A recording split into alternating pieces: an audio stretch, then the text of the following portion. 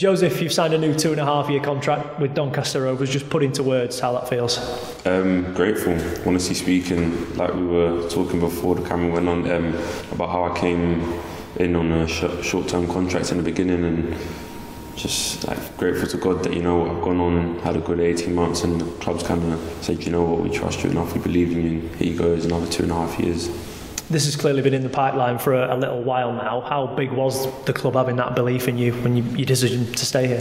I think it was massive in terms of the kind of the vision and the plan and where the club's heading is something that's very exciting for myself and all the boys that are involved, and them kind of saying, yeah, do you know what, we're backing you as a player, backing you as a person as well. More importantly, I think that just kind of gives you confidence to go out every Saturday, every Tuesday to perform and just do the best you can for the club.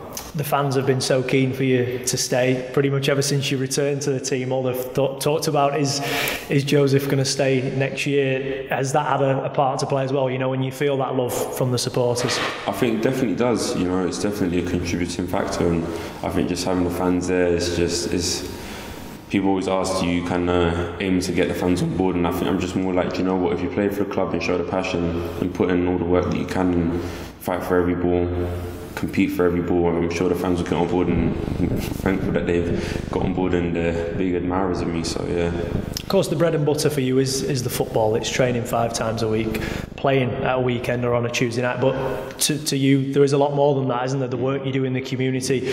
Doncaster isn't your home naturally, but you've made it a second home, haven't you, since you arrived here? Yeah, exactly that. Like you said there, I think on the pitch that's my primary job. You never got to make sure everything's sorted on the pitch, but away from that I can also have an influence and try and in some shape or form influence and help other people away from it, and just try and have a positive impact on them as well, which is nice for me to do. You know, it costs me nothing to give back, so it's good. This is the 3rd contract you've signed now with Doncaster Rovers. How much do you feel you've developed as a person and a player in that period? I think massively. If we go back to almost 2 years now, in terms of not getting a sniff from any club in the EFL, and then getting this door open, this opportunity towards me, and then now in a completely different position where, you know what, I feel as though I'm establishing myself in the game much better, and hopefully my development just keeps going up, and I can just keep progressing. You followed Tom Anderson and Kyle Hurst in signing new deals in recent weeks. As a player who is coming to the end of their contract, is that a massive influence in seeing the lads around you, they're sticking around? I want to be a part of that too. I think it's definitely encouraging, because you know what, it's kind of them saying that they're enjoying what we've got here, and they believe in what we've got here as well, and they're more than happy to stay on the journey and keep going with us, and hopefully just keep building and keep progressing and moving along. So it's definitely an encouraging sign to see when you've got other boys that have had such a big part in the team during the season be like, you know what, they're willing to commit their futures here as well, so it did play a part. To get it done with more than 10 games left as well of the season, you know, you're not getting into the last few weeks thinking, you know, where does my future lie? Am I going to be heading for pastures new?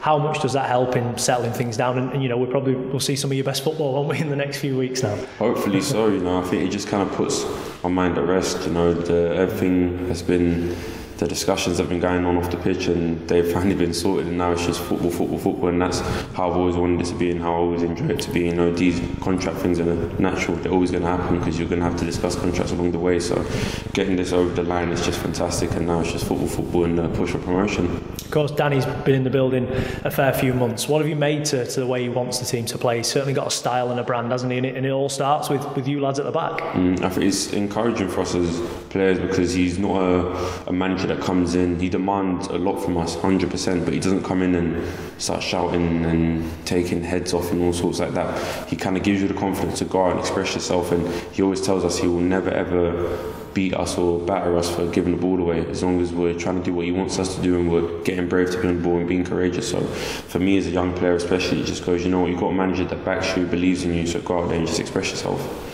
In terms of that, having a manager who gives you a reason why as well, you know, he might send you out with instructions, but a lot of what he does, isn't it, is making you as players understand the reasons why he wants you to do certain things. Exactly that, and I think that's the most important thing. You get a lot of managers that might come in and just explain, but never give you an in-depth reason as to why they want you to play this way or why they want you to make that decision. But he's come in from day one and explained that off the bat, and I think that's helped all the boys kind of just gravitate to the plan, gravitate to him as well as a person, and just get on board with everything.